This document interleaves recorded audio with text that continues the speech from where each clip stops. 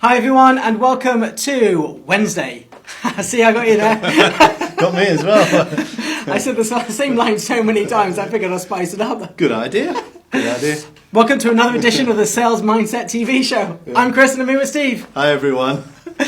Okay, continuing on from setting meaningful targets. Yeah. And just why? Yeah. We did cover this slightly yesterday, you know, the advantage of it, but why go as deep as we've talked about? I mean, it's a great question because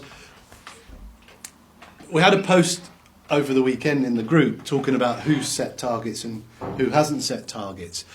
And it was really interesting that people set them and seem to work quite normally, naturally with them. And some have used them for purposes of trying to drive a number, achieve just a financial outcome.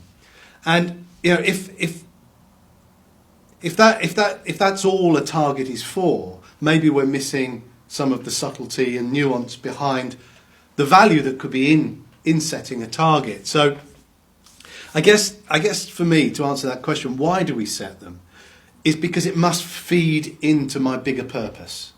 It must feed into my bigger purpose of, I don't know, feeding and keeping a roof over the family. Mm-hmm. I mean, I know, for example, you've got some very specific personal goals that actually drive some of your reason for going after sales. Yeah, even though, just like everyone in the world, we work on money, yeah. Ours is all set to stuff that we need and want. Mm. So, you know, be that a car, be that a new house, be that something in which we're purchasing. Yeah, so as a business owner, that's easy, right?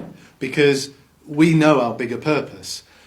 If you've got staff working for you and you say, I need you to work harder because I want a new car, that probably doesn't go down as well. And therefore you are, back to my first point, driving a number.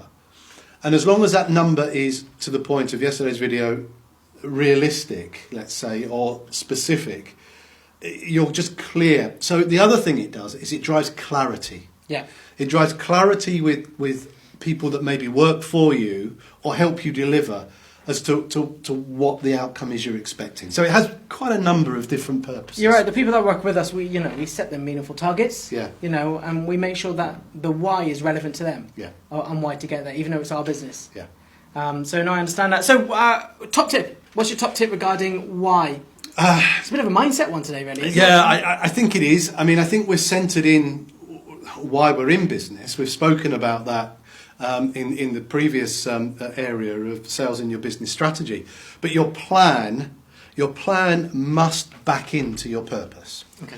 And therefore, if you do that, having your plan, you need to know the numbers of how you're going to deliver that plan. So the top tip is a bit double-edged.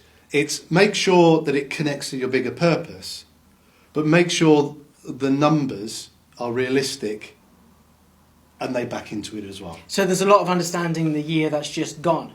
Year that's gone, the number of customers that you have on a retained basis that you're carrying over. I just want to bring that in because we're getting to the end of the year now. Yeah. So I think a lot of people are going to be thinking about, you know, what have I done this year? Well, and I think that's a great point. So as an example, I've spoken, and I think we put a number of posts in already this week about closure rate. We call it closure rate. I sometimes call it hit rate. But knowing how many leads and opportunities you have to how many you close. Yeah.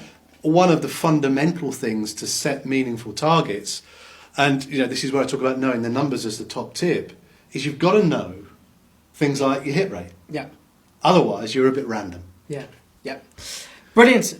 So we're keeping it short today, and we are going to be back with more videos in the week. But from me and Steve here, thank you so much, and we look forward to seeing you again.